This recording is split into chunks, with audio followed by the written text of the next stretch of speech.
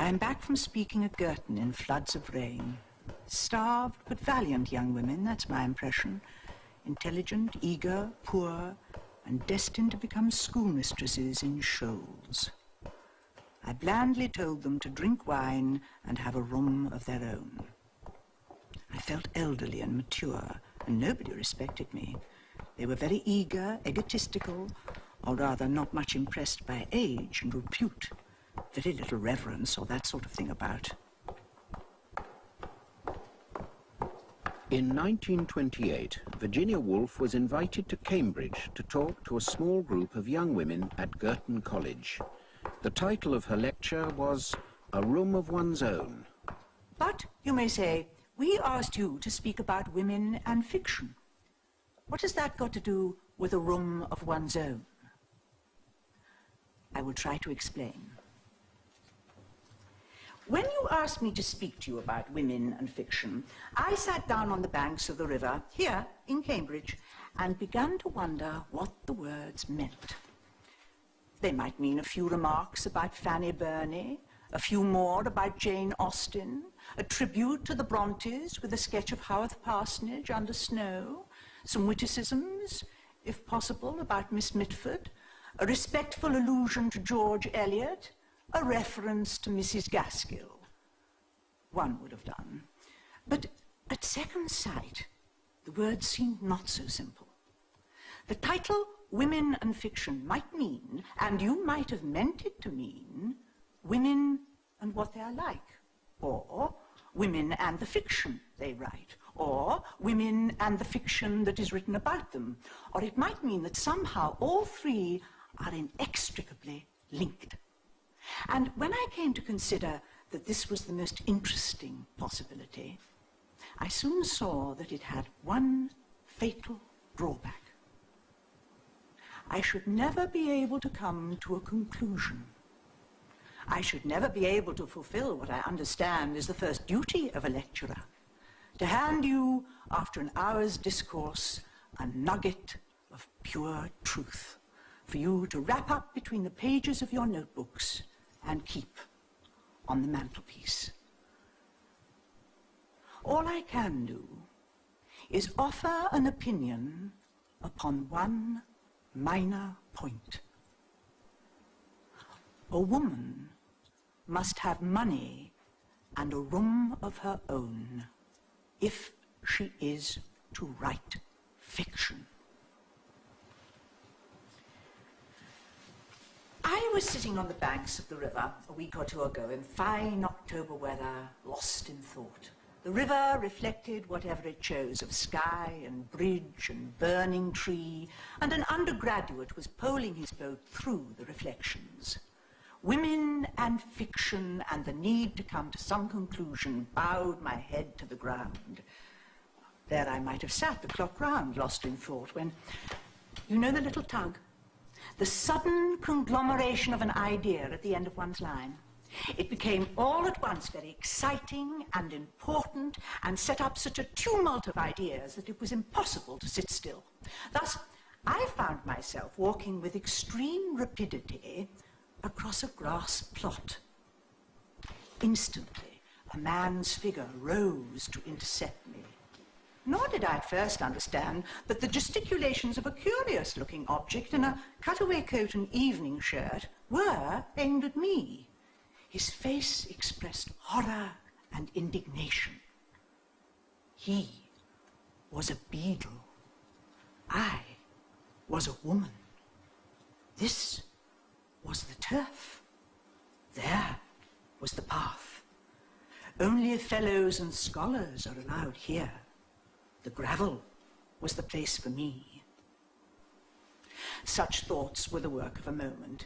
As I regained the path, the arms of the beetle sank, his face regained its usual repose, and, although turf is better walking than gravel, no very great harm was done. The spirit of peace descended like a cloud. For if the spirit of peace dwells anywhere, it is in the courts and quadrangles of Cambridge on a fine October day. As chance would have it, some stray memory of some old essay about revisiting Cambridge in the long vacation brought Charles Lamb to mind. Well, certainly he wrote an essay, the name escapes me, about seeing the original manuscript of one of Milton's poems there. Lycidas, perhaps. And Lamb wrote how it shocked him to think that any word of Lycidas could be different from what it is.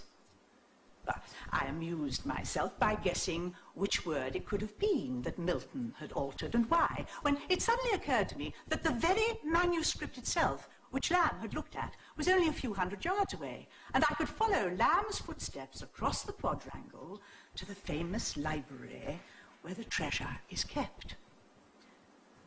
I was just opening the door which leads to the library when, as instantly, there issued like a guardian angel barring the way with a flutter of black gown instead of white wings, a deprecating, silvery, kindly gentleman who regretted in a low voice as he waved me back that ladies were only admitted to the library if accompanied by a fellow of the college or furnished with a letter of introduction. That a famous library has been cursed by a woman is a matter of complete indifference to a famous library. Venerable and calm, its treasures safe locked within its breast, it sleeps complacently, and will, so far as I'm concerned, so sleep forever. Never will I wake those echoes. Never will I ask for that hospitality again, I vowed, as I descended the steps in anger. But the clock struck. It was time to make my way to Girton for dinner. Dinner was being served in the great hall. Everybody was assembled, dinner was ready. Here was my soup. It was a plain gravy soup. There was nothing to stir the fancy in that. One could see through the transparent liquid any pattern there might have been on the plate itself, but there was no pattern. The plate was plain. Next came beef, with its attendant greens and potatoes, a homely trinity suggesting the rumps of cattle in a muddy market, and sprouts curled and yellowed at the edge, and bargaining and cheapening, and women with string bags on Monday mornings. There was no reason to complain of human nature's daily food, seeing that the supply was sufficient, and coal miners, doubtless, were sitting down to less. Prunes and custard followed. Now, if anyone complains that prunes, even when mitigated with custard, are an uncharitable vegetable for fruit, they are not. Stringy as a miser's heart and exuding a fluid such as might run in a miser's veins, he should reflect that there are people whose charity embraces even the prune. Biscuits and cheese came next, and here the water jug was passed liberally round the table, for it is the nature of biscuits to be dry, and these were biscuits to the core. But that was all. The meal was over, everybody scraped their chairs back, soon the hall was emptied of any sign of food, and made ready, no doubt, for breakfast the next morning. Up staircases and down corridors the youth of England went, banging and singing. And was it for a guest, a stranger, to say, dinner was not good? Well, by now I was alone with my friend, let us call her Mary Seton, in her sitting room, and happily my friend, who taught science, had a cupboard where there was a squat bottle and little glasses. So we were able to draw up to the fire and repair some of the damages of the day's living. I thought it best to expose what was in my mind to the air. So I asked Miss Seton, this college, where we're now sitting, what lies beneath its gallant red brick and wild, unkempt grasses of the garden? What force lies behind that plain china off which we dined, and the beef, and the custard, and the prunes? Well, said Mary Seton, about the year 1860, oh, but you know the story, she said, bored, I suppose, with the recital, and she told me. Rooms were hired, committees met, envelopes were addressed, circulars drawn up, meetings were held, letters read out. So-and-so has promised so much. Mr. So-and-so won't give a thing. The Saturday Review has been very rude. How are we going to pay for the offices? Shall we hold a bazaar? What about a concert? Can we get a pretty girl to sit in the front row? Can anyone get the editor of the Times to print a letter? Can we get Lady Thing to sign it? Lady Thing is out of town. Well, that was the way it was done, presumably, 60 years ago, and it was a prodigious effort. The founder of this college, Emily Davis, said, "We ought to ask for 30,000 at least. It is not a large sum, considering there is but one college of this sort for Great Britain, Ireland, and the colonies, and considering how easy it is to raise immense sums for boys' schools, but considering how few people really wish women to be educated at all, it is a very great deal. So, obviously, we cannot have wine and partridges and servants carrying tin trays on their heads," said my friend. "We cannot have sofas and separate rooms. Every penny that could be scraped together was set aside for the building. The amenities will have to wait." And so we talked, standing at the window, looking down, as many thousands do every night, on the domes and towers of the famous city beneath us. The gentlemen's colleges look very beautiful, very mysterious in the autumn moonlight. The old stone looked white and venerable. I thought of all the books that were assembled down there, of the pictures of old prelates and worthies hanging in panelled rooms, of the painted windows and the fountains and the grass, of the quiet rooms looking across quiet quadrangles.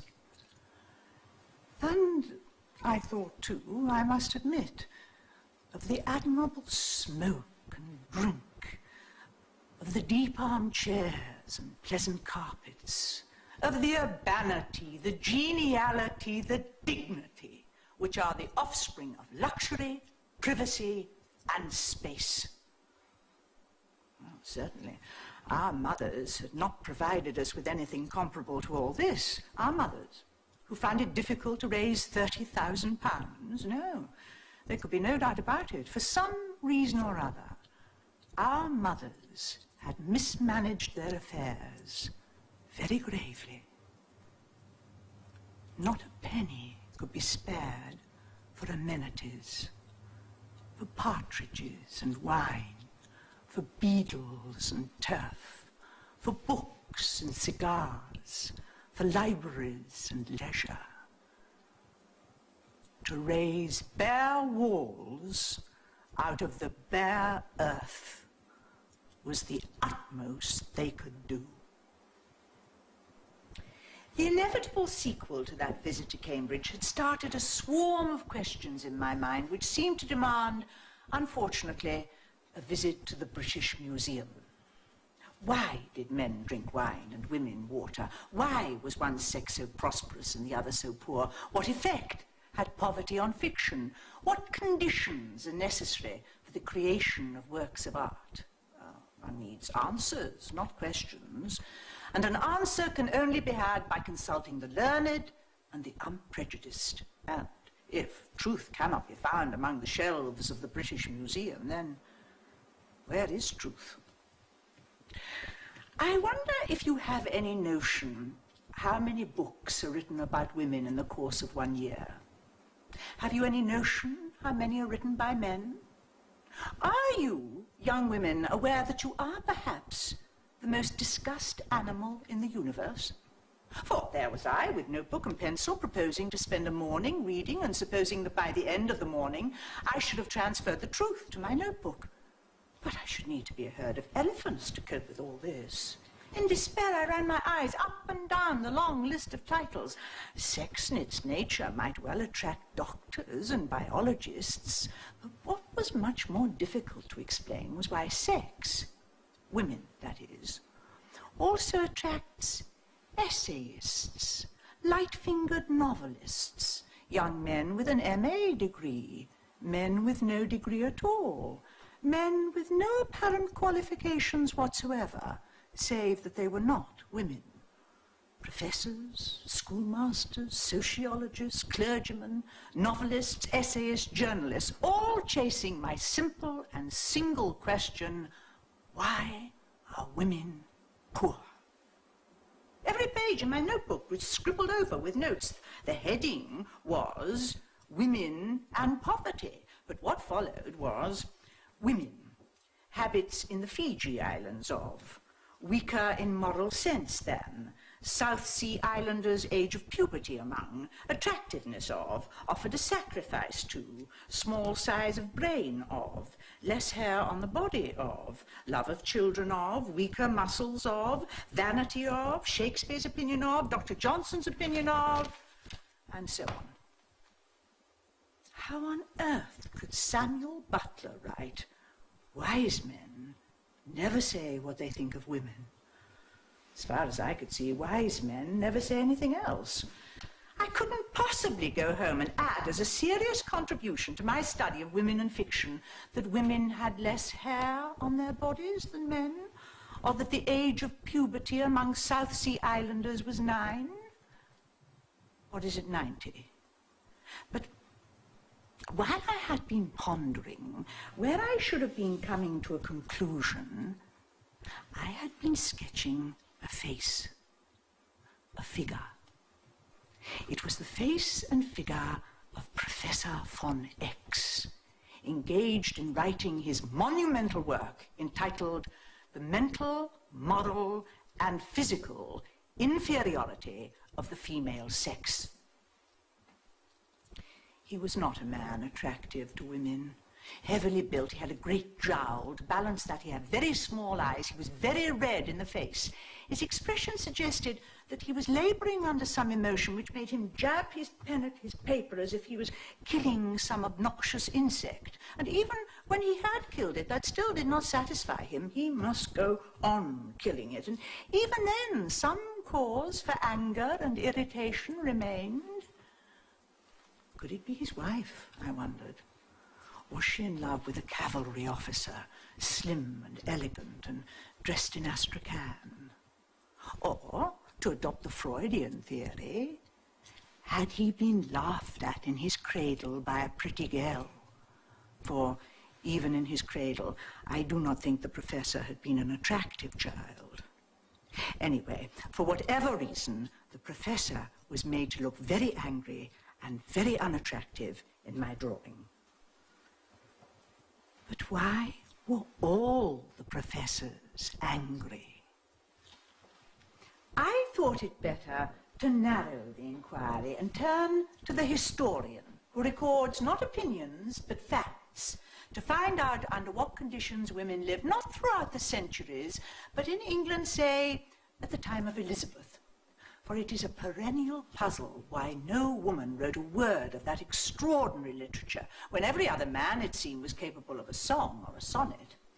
So I turned to Professor Trevelyan's History of England.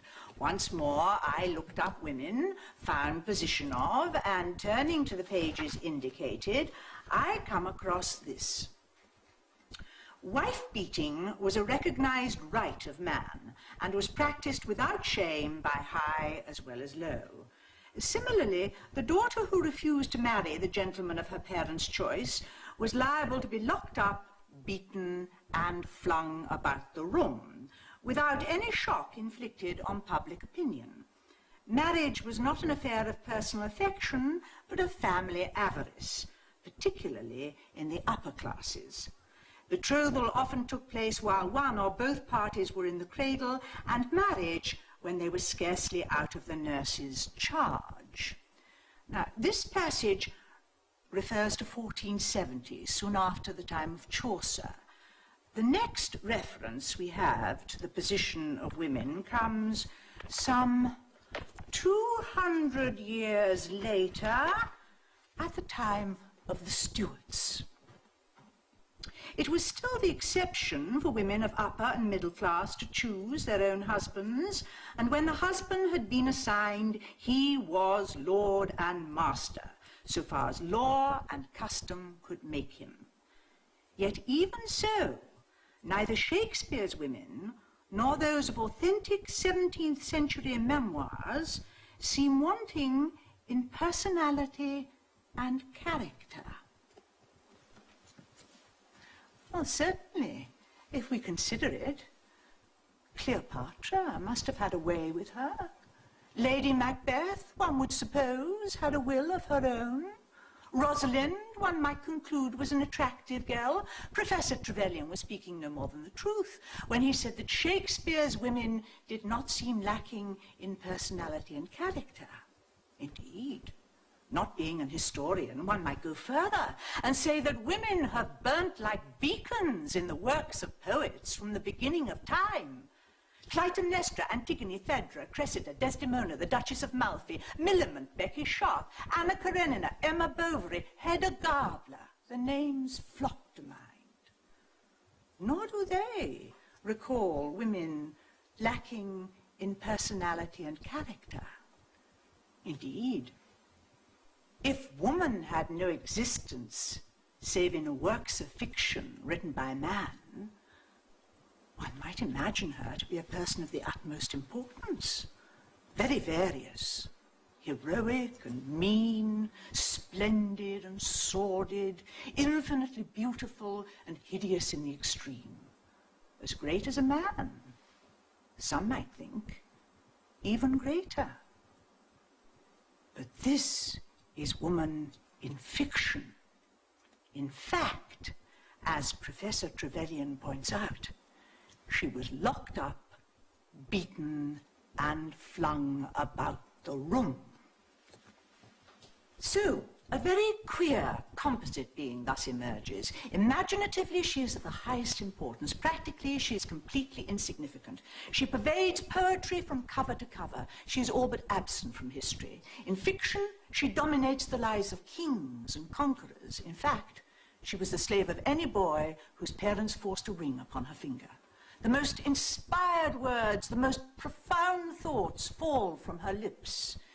In literature, in real life, she could hardly read, could scarcely spell, and was the unique property of her husband. It's certainly a strange monster one makes up if one reads the historians first and the poets second. A worm winged like an eagle, the spirit of beauty in the kitchen, chopping up suet.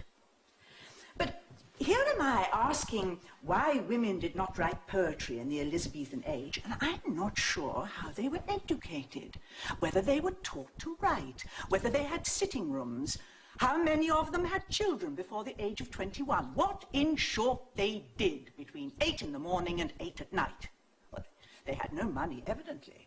According to Professor Trevelyan, they were married whether they liked it or not before they were out of the nursery. It would have been extremely odd, even on this showing, if one of them had suddenly written the plays of Shakespeare. And I thought of that old gentleman who is dead now, but was a bishop, who declared that it was impossible for any woman, past, present, or to come, to have the genius of Shakespeare. He wrote to the papers about it. He also told a lady who applied to him for information that cats do not, as a matter of fact, go to heaven, although they do have souls of a sort. How much thinking those old gentlemen used to save one. How the boarders of ignorance shrank back at their approach. Cats do not go to heaven. Women cannot write the plays of Shakespeare. Be that as it may, I cannot help agreeing with the bishop, at least in this, that it would have been impossible for any woman to have written the plays of Shakespeare in the age of Shakespeare. See, Shakespeare himself went very probably, his mother was an heiress, to the grammar school. There he may have learnt Latin and the elements of grammar and logic. He was, it is well known, a wild boy who poached rabbits, perhaps shot a deer, and had, rather sooner than he should have done, to marry a woman in the neighbourhood who bore him a child rather quicker than was right. That escapade sent him to seek his fortune in London. he had, it seemed, a taste for the theatre. Tradition tells us he started by holding horses at the stage door. Soon he got work in the theatre. He became a successful actor, living at the hub of the universe, meeting everybody, knowing everybody, practicing his art upon the boards and exercising his wit in the streets, and even gaining access to the palace of the Queen. But I like to imagine, since facts are hard to come by, that Shakespeare had a wonderfully gifted sister called Judith, let us say. She was as adventurous, as imaginative, as agog to see the world as he was. She was not sent to school. She had no chance of learning grammar and logic, let alone of reading Latin. She picked up a book now and again, perhaps one of her brothers, and read a few pages, but then her parents came in and told her to mend the stockings or mind the stew and not to moon about with books. Perhaps she scribbled a few pages on the sly up in the apple loft, but was careful to hide them or set fire to them. Soon, however, before she was out of her teens, she was betrothed to the son of a neighbouring wool stapler. She cried out that marriage was hateful to her, and for that she was severely beaten by her father. She made a small parcel of her belongings, let herself down by rope one summer's night, and took the road to London. She was not 17. The birds that sang in the hedges were not more musical than she was. She had the quickest fancy, a gift, like her brothers, for the tune of words. Like him, too, she had a taste for the theatre. She stood at the stage door. She wanted to act, she said. Men laughed in her face. The manager, a fat, loose-lipped man, guffawed and bellowed something about poodles dancing and women acting. No woman, he said, could possibly be an actress. He hinted, you can imagine what. She could find no training in her craft. But could she even seek her dinner in a tavern or roam the streets at midnight? Yet her genius was for fiction, and she lusted to feed abundantly upon the lives of men and women and the study of their ways. At last, for she was very young, oddly like Shakespeare, the poet, in her face, the same grey eyes, the same rounded brows. At last, Nick Green, the actor-manager, took pity on her. She found herself with child by that gentleman. And so, who can measure the heat and violence of a poet's heart when caught and tangled in a woman's body? And so, she killed herself one winter's night and lies buried at the crossroads where the omnibuses now stop outside the Elephant and Castle.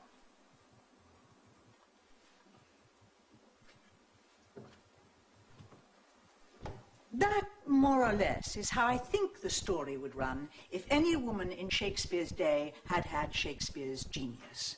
Oh, but for my part, no, I agree with the deceased bishop. It is unthinkable that any woman in Shakespeare's day should have had Shakespeare's genius.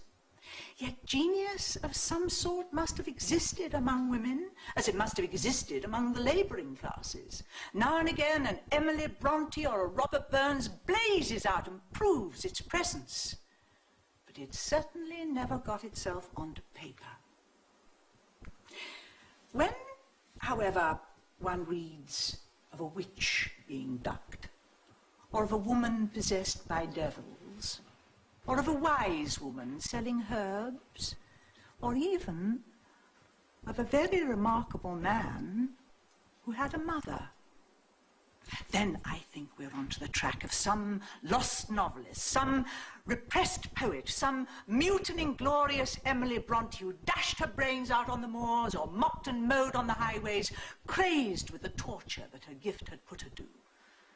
Indeed, I venture to suggest that a non, who wrote so many poems without signing them, was often a woman, and I suggest it was a woman who made the ballads and folk songs, crooning them to her children, beguiling her spinning with them along the length of a winter's evening.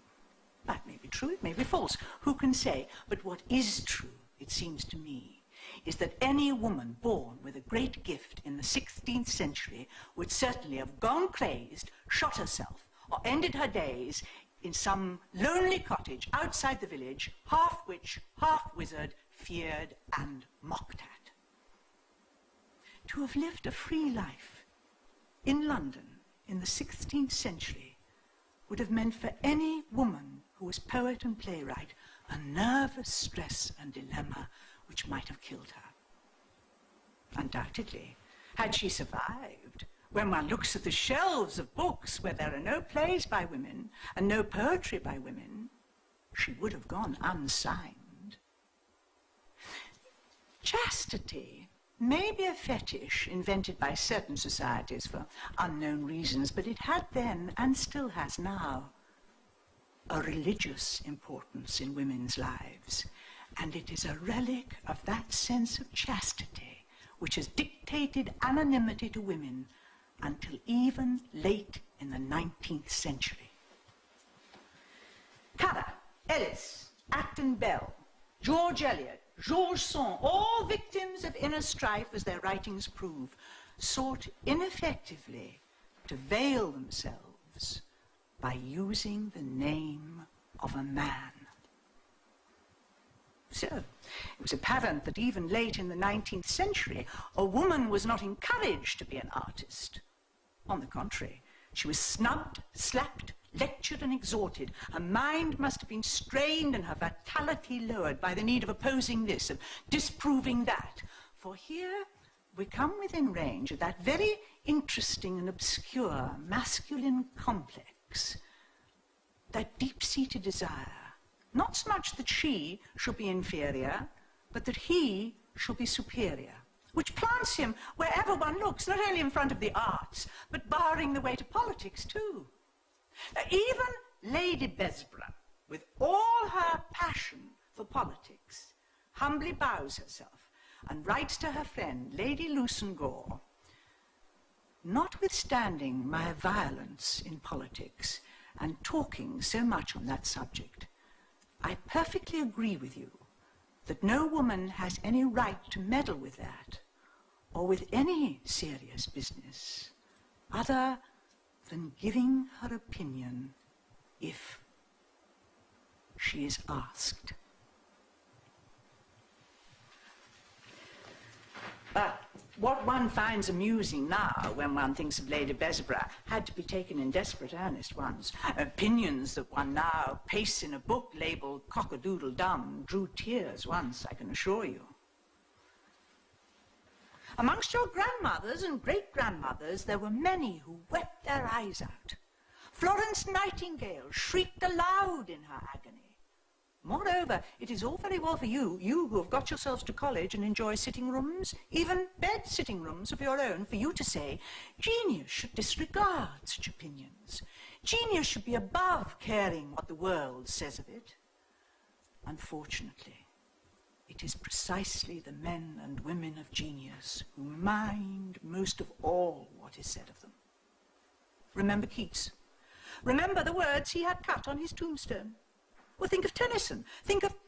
But I need hardly multiply examples of the undeniable, if very unfortunate fact that it is the nature of the artist to mind excessively what is said of him. Literature is strewn with the wreckage of men who have minded beyond all reason the opinion of others, because the mind of the artist, in order to achieve the prodigious effort of freeing whole and entire the work that is in him, must be incandescent, like Shakespeare's mind. There must be no obstacle in it, no foreign matter unconsumed. All desire to protest, to preach, to proclaim an injury, to pay off an old score, to make the world witness to some hardship, must be fired out and consumed, as it was in Shakespeare's mind. Oh, the poetry flows out of him, free and unimpeded. If ever a human being expressed his work completely, it is Shakespeare. Perhaps that's why we know so little about him. His grudges, his hates, his antipathies are hidden from us. If ever a mind was incandescent, unimpeded, it is Shakespeare's mind. That one would ever find any woman in that state of mind in the 16th century was impossible. And now we turn a very important corner of the road. We come to Mrs. Aphra Behn, a woman forced by the death of her husband to earn her living by her wits. She had to work on equal terms with men, and by working very hard, she made enough to live on. Now, the importance of that fact outweighs anything that she ever actually wrote, for Aphra Behn proved that money could be made by writing, at the sacrifice perhaps of more agreeable qualities, and was of practical importance. And so by degrees, writing became not merely a sign of folly and of a distracted mind. The extreme activity of mind among women later in the 18th century, the meeting, the talking, the writing of essays, the translation of the classics, was founded on the solid fact that women could make money by writing. And money dignifies what is frivolous if unpaid for. And so, later in the 18th century, a change came about which, if I was rewriting history, I should find of greater importance than the Crusades or the Wars of the Roses. The middle-class woman began to write. For if Pride and Prejudice matters, if Middlemarch, if Wuthering Heights, if Villette matter, then it matters far more than I can prove in an hour's discourse. That women generally, and not just the lonely aristocrat, took to writing. For without those forerunners, Jane Austen and the Brontes and George Eliot could no more have written than Shakespeare could have written without Marlowe, or Marlowe without Chaucer, or Chaucer without those forgotten poets who tamed the natural savagery of our tongue. For masterpieces are not single and solitary efforts. They are the outcome of years of thinking in common, so that the experience of the mass is behind the single voice.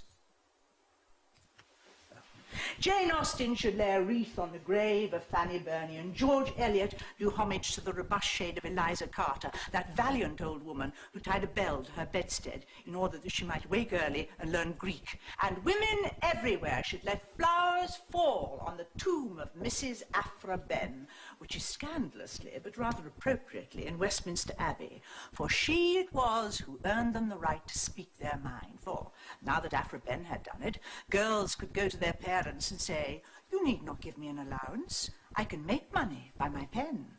And of course, for years to come, the answer was, yes, by leading the life of Aphra Behn, death would be better.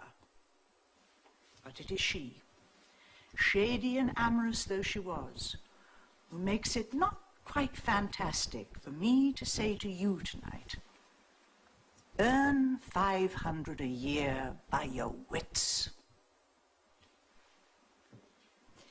It is a truth universally acknowledged that a single man in possession of a good fortune must be in want of a wife. Now, without boasting or giving pain to the opposite sex, one may say that Pride and Prejudice is a good book. Certainly, I'm not alone in saying that I should not have been ashamed to have been caught in the act of writing Pride and Prejudice, but Jane Austen was glad that a door hinge creaked, that she might hide her manuscript if anyone came in. To Jane Austen, there was something discreditable in writing Pride and Prejudice. But the chief miracle is that there is no sign that had she not had to hide her manuscript, Pride and Prejudice would have been a better book. Here was a woman, about the year 1800, writing without hatred, without bitterness, without fear, without preaching. And when people compare, as they rightly do, Shakespeare and Jane Austen, they mean that the minds of both had consumed all impediments. And for that reason, We do not know Jane Austen, and we do not know Shakespeare. And for that reason, Jane Austen pervades every word she wrote, and so does Shakespeare. If she suffered in any way from her circumstances, it was in the narrowness of the life that was imposed upon her. She never travelled. She never rode through London in an omnibus. She never had luncheon in a shop by herself. But perhaps it was the nature of Jane Austen not to want what she'd not got. But was that true of Charlotte Bronte? The woman who wrote Jane Eyre had more genius in her than Jane Austen, but she will write of herself when she should write of her characters. She cannot express her genius whole and entire. She is at war with her lot. How could she help but die young, cramped, and thwarted?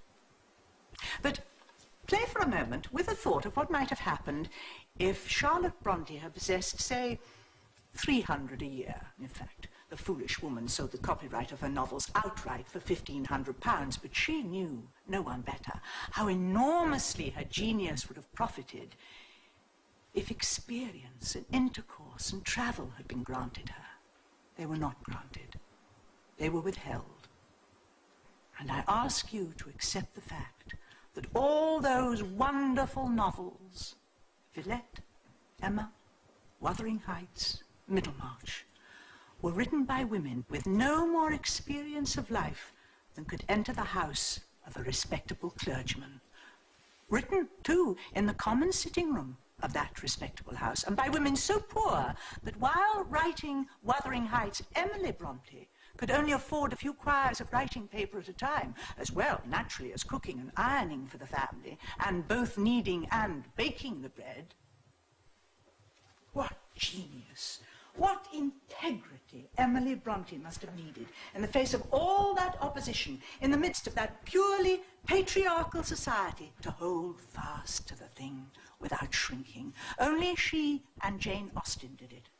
Perhaps that was the finest feather in their caps. They wrote as women write, not as men write. They alone ignored the perpetual admonitions of the eternal pedagogue to think this, write that.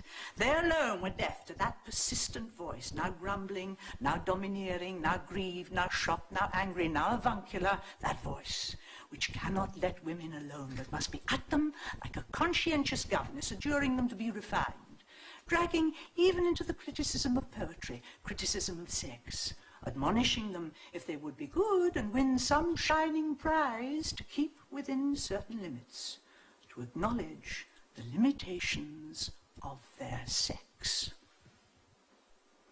I'm not going to stir those old pools, but it would have needed a very stalwart young woman in 1828 to have ignored all those snubs and chidings and promises of prizes. What a firebrand she would need to be to say, oh, but you can't buy literature too. Literature is open to everybody. No, I refuse to allow you, beadle though you are, to turn me off the grass. Lock up your libraries if you like. There is no gate, no lock, no bolt that you can set upon the freedom of my mind. But perhaps to think, as I have been thinking, of one sex as distinct from the other is an effort.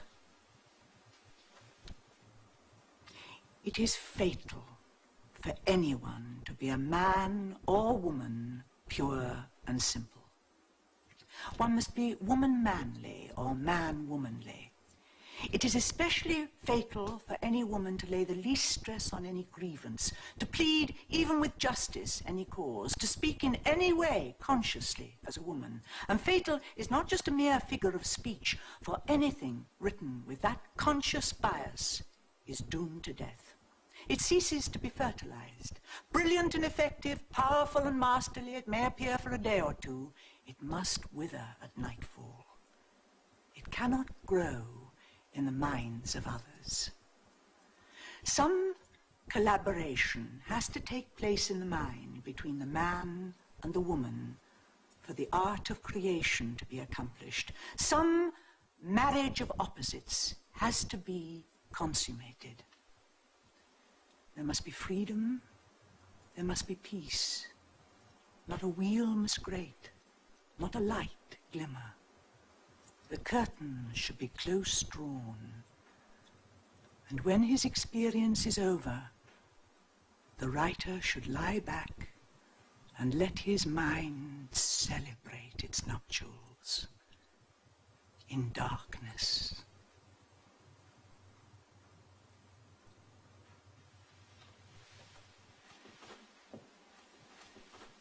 Here I should stop, but the pressure of convention decrees that I should end with a peroration. When I rummage about in my mind, I can find no noble sentiments about being companions and equals and influencing the world to higher ends. All I find myself saying simply and prosaically is that it is more important, much more, to be yourselves than anything else.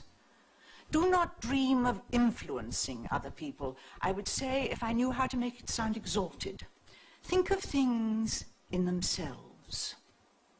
Women are hard on women.